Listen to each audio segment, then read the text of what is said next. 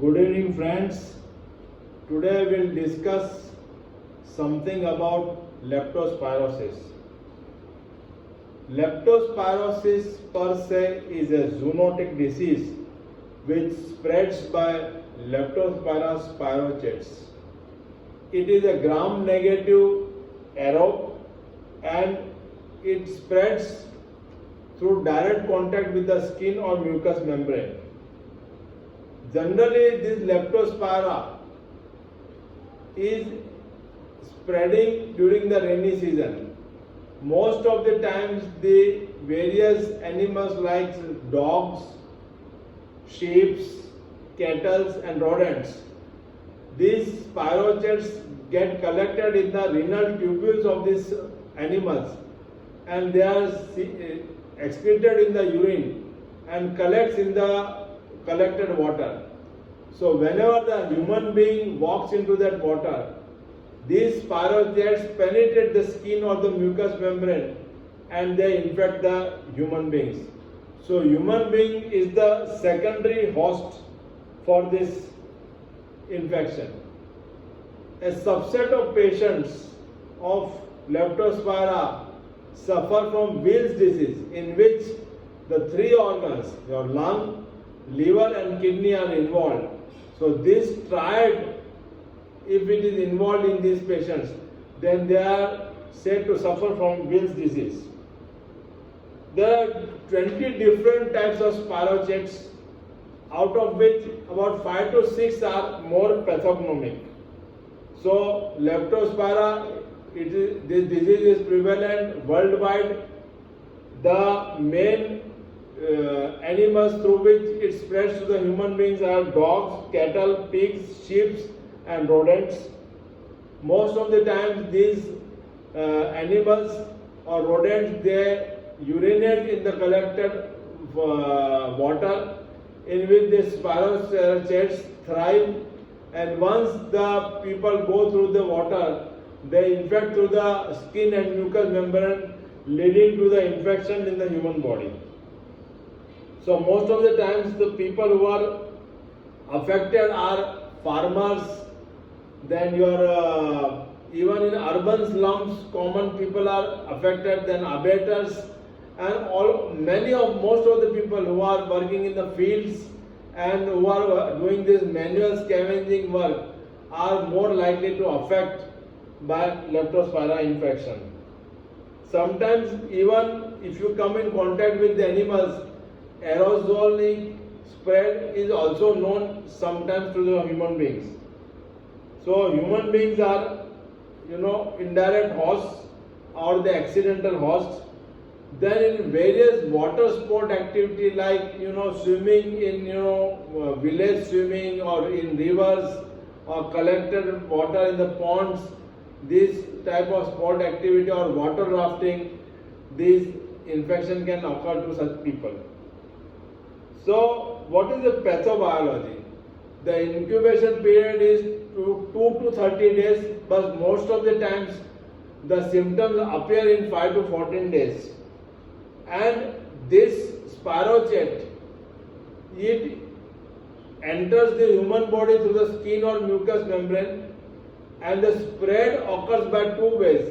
One is by direct tissue spread and another is by the hematogenous spread. This spirochete is able to escape the initial protective mechanism of the human body, that is the complement activation system. And usually the body can control the infection only through the cell mediated immunity. So once there is the adequate IgM antibody titers to the spirochete, then only this disease will come under control. But the initial defense of the body, it can escape. So after about 2 weeks, you can find the IgM antibody titers. Sometimes what happens, there is a large quantity of breakdown of spirochete, leading to severe inflammation in the body. Most of the time due to this inflammatory markers are released like various cytokines like IL-6 and various other cytokines.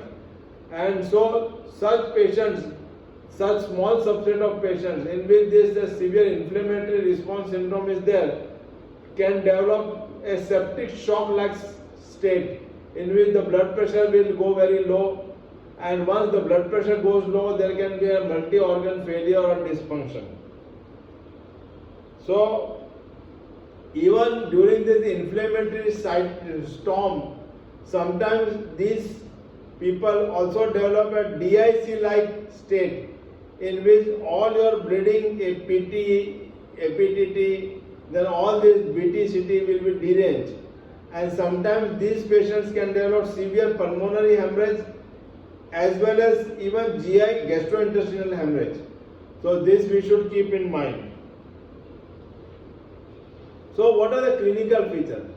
The clinical features are high grade fever, then myalgia, headache, calf pain and sometimes photophobia. Along with nausea, vomiting and macular and papular rashes can be there. Some patients can develop conjunctival effusions. So these are the common, symptoms like any other febrile illness. But in a small subset of patients in which there is a severe inflammatory response syndrome, the patients can present with jaundice. So any patient with deranged liver function test, we are always doing various hepatic, virus, HBsAg, HIV, HCV. But we should always keep in mind even leptospira. It should be tested. Then sometimes these patients can present with renal failure, and sometimes due to the severe inflammatory cytokine storm, they can have aseptic meningitis. Many times these patients can have a triad of jaundice, renal failure and pulmonary hemorrhage, and these patients, the mortality is very high. Renal failure can progress from non-oliguric renal failure to oliguric renal failure, and such patients require urgent dialysis. Sometimes there can be life-threatening complications like severe hypotension, hemorrhage and severe renal and respiratory failure. Severe thrombocytopenia can be seen, and even anemia will be seen due to the hemolysis. Some patients present with massive GI bleeding or severe hemoptysis due to the pulmonary hemorrhage. So all these are the various presenting features. Sometimes in leptospira even there can be cardiac involvement leading to myocarditis, and if you take a ECG you can see various types of AV blocks. If you do a echo you may see a low ejection fraction. So sometimes due to the derangement of the coagulation cascade, these patients can even develop cerebral hemorrhage, and due to the inflammation they can have widespread vasculitis also, leading to multi-organ failure. So how do we diagnose? So a triad of 3 organs if they are involved, suppose liver, kidney and lung. So these patients fall under the category of which disease, so you can easily suspect. But in a rainy season, if a patient comes from such socio-economic strata, then you should always examine for the leptospirosis, and you should always get the test done.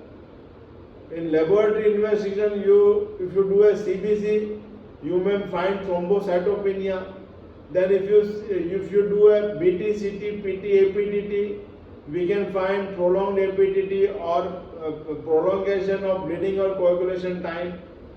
Then if you see a liver function test, you will find raised bilirubin and alkaline phosphatase with borderline abnormal SGPT. If you do a renal function test, you will find high urea and creatinine along with derangement of potassium or uric acid, which may be there, which may not be there. Then if you take an X-ray of chest, if these patients are suffering from pulmonary hemorrhage, you will find fluffy opposites.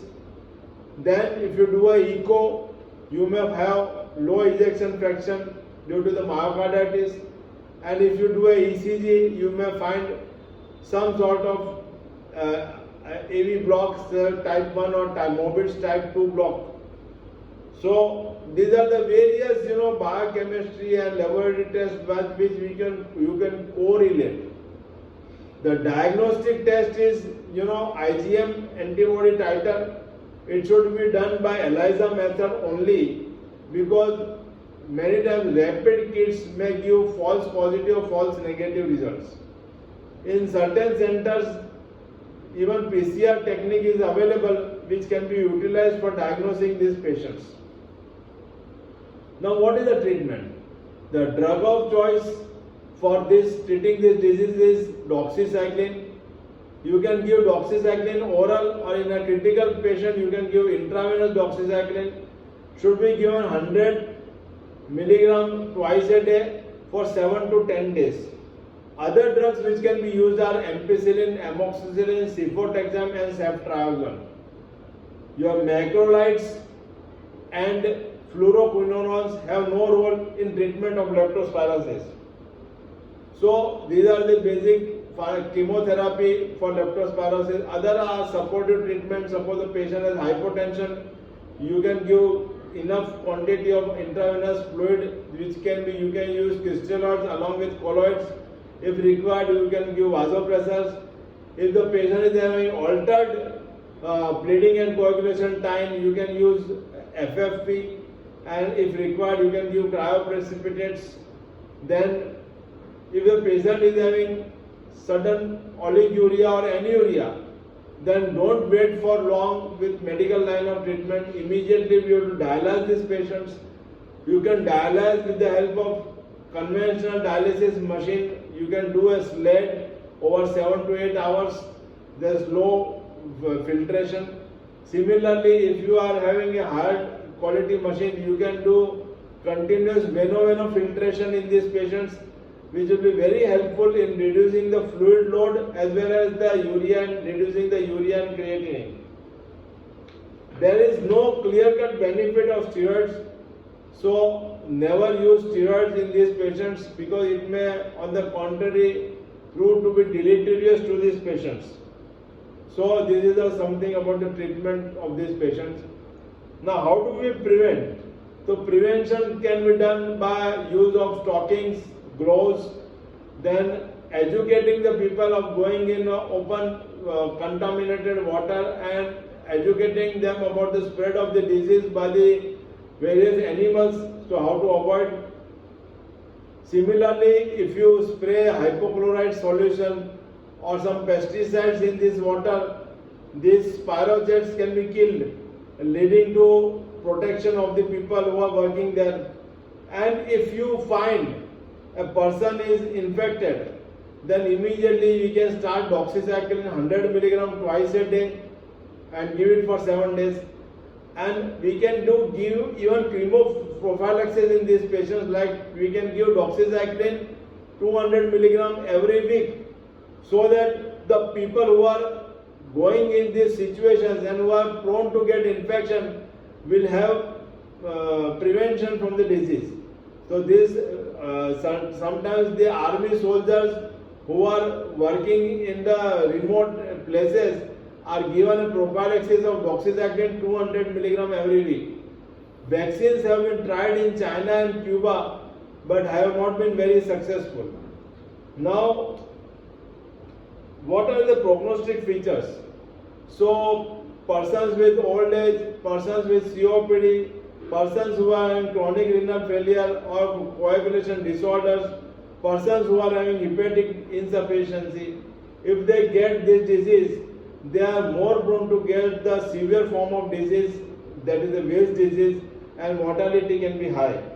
Then prognostication can be done by severe thrombocytopenia of the patient develops anemia or derangement of liver function, or if there is a derangement of the renal function, or the X-ray showing fluffy opacity, or the echo is showing low ejection fraction, or the ECG is showing disturbance in the conduction rhythm, like say showing type 1 or type 2 AV block.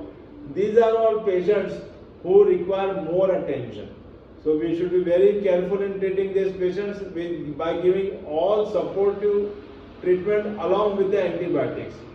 So recovery is most of the patients with proper antibiotics, they recover in about 2 to 3 weeks, and the antibody titers also come to a baseline level within a span of 6 months. So this was something about leptospira, which is very prevalent in this rainy season. So please take care. Thank you.